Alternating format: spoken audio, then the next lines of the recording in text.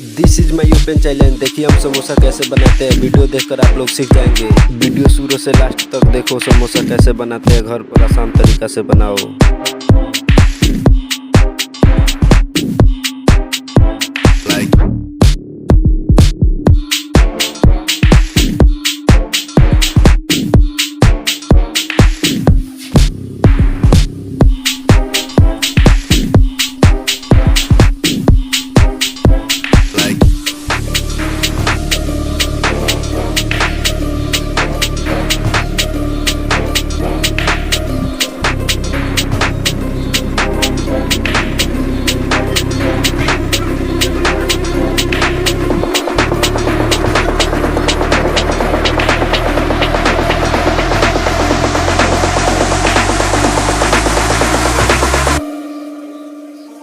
So the commotion, get ready for explosion, we rolling.